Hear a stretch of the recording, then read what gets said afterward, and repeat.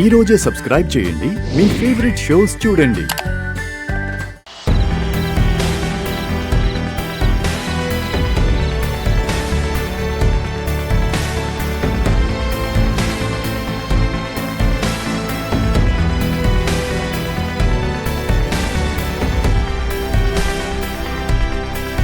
మంచినీళ్ళు తాగు, తీసుకో.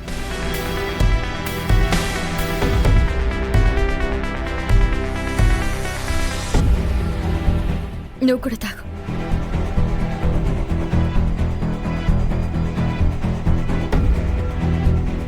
నువ్వైతే వికాస్ని చూశానని చాలా కాన్ఫిడెంట్గా చెప్తున్నావు.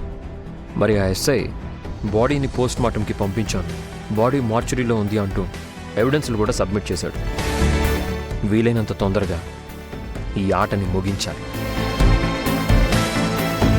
ఈ ఆట ఎవరు మొదలు పెట్టారో, ఎందుకు మొదలు పెట్టారో కూడా కనిపెట్టాలి. మొదటి నుంచి నాకు ఆ నిహారిక మీదే అనుమానం ఉంది సత్య. సరే, ఈ కేసుని రేపటి నుంచి మరో కోణంలో డీల్ చేయాల్సిన అవసరం ఉంది. ఇప్పటికే మనం అడివంతా గాలించాం, ఇక వాడు మనకి దొరకడు. బాగా లేట్ అయింది కూడా. ఇక బయలుదేరదామా? సరే. కూర్చో.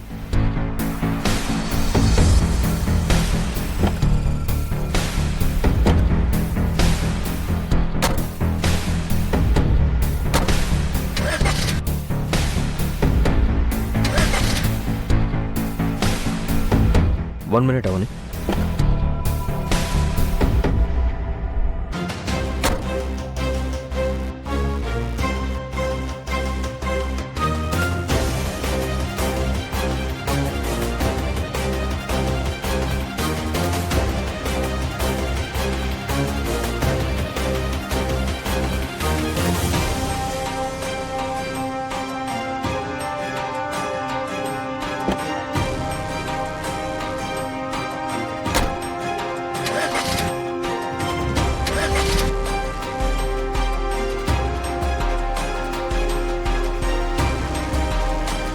ఏంటి ప్రాబ్లం?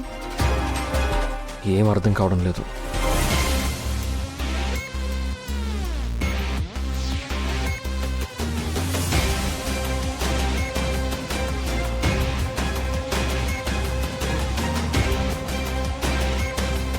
ఏదైనా హెల్ప్ లైన్కి కాల్ చేస్తానుండు. మొబైల్ ఛార్జ్ లేక స్విచ్ ఆఫ్ అయిపోయింది. కార్ నుంచి పెడదామంటే కార్కి పవర్ సప్లై లేదు. మరెలా? ఇది ఫారెస్ట్ ఏరియా. 10 కిలోమీటర్స్ సరౌండింగ్స్ వరకు జనసంచారం ఉండదు. మరిప్పుడు ఏం చేద్దాం? మార్నింగ్ వరకు ఉండక తప్పదు. ఎందుకంటే ఈ టైంలో ఫారెస్ట్ నుంచి బయటికి వెళ్ళలేం. ఏమన్నా వైల్డ్ యానిమల్స్ అటాక్ చేసినా చేస్తాయి.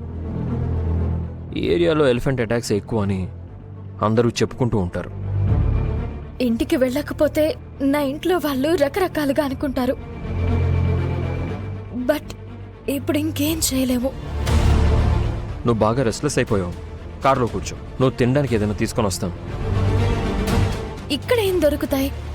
ఏ ఫ్రూట్సో దొరకకుండా ఉంటాయా? నైట్ టైంలో రిస్క్ ఎందుకు సత్య? ఒక్క పూట తినకపోతే ఏమవుతుంది?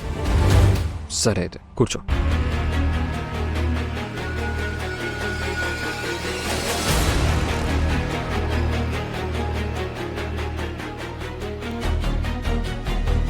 నువ్వు కూడా రా, కూర్చో.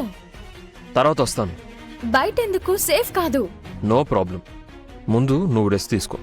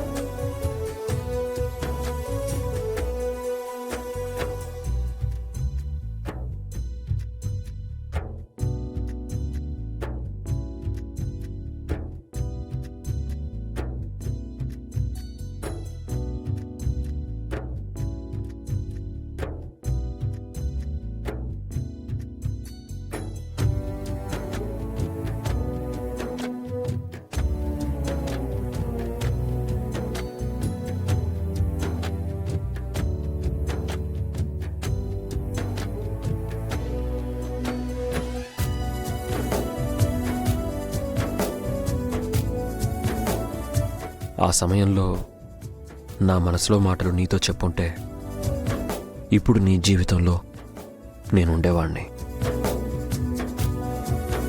మన స్నేహబంధం తాళి బంధం అయ్యేది. భర్త కోసం ఇంతలా పోరాడుతున్నావు. నీ వంటి భార్య దొరకడం శ్రీకర్ జన్మ జన్మల చేసుకున్న అదృష్టం.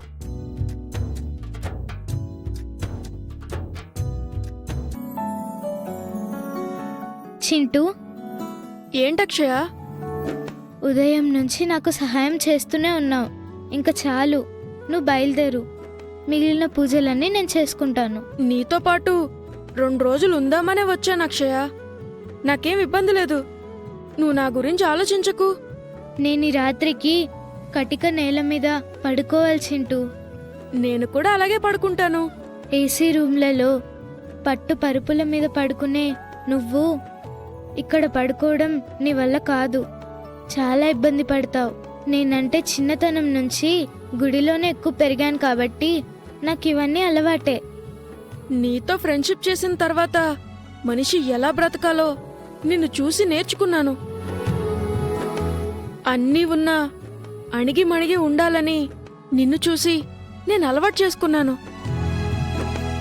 ధనం చూసి పొంగిపోకూడదు, కష్టం చూసి కృంగిపోకూడదని ఎప్పుడూ అంటుంటావు కదా, అది నాకు బాగా అర్థమైంది. సౌకర్యాలు లేని జీవితం గడపడం కూడా మంచిదే అక్షయ. ఏం పర్వాలేదు, నేను అడ్జస్ట్ అవుతాను. ఇద్దరం నేల మీద పడుకుందాం.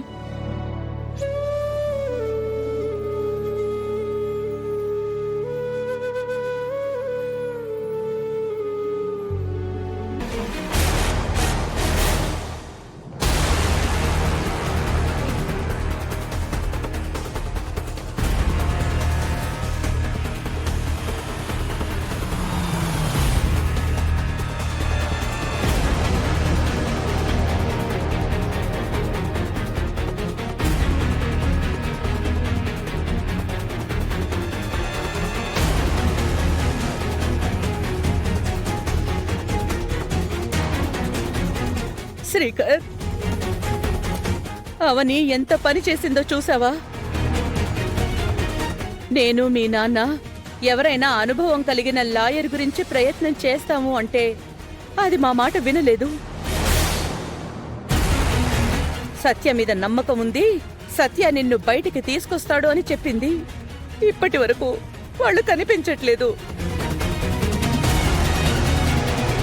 రాత్రి కూడా ఇంటికి రాలేదు. ఎక్కడుండిపోయారో ఏంటో. నువ్వు అలా కోపంగా చూడక తమ్ముడు. నిహారిక చెప్పింది నిజం.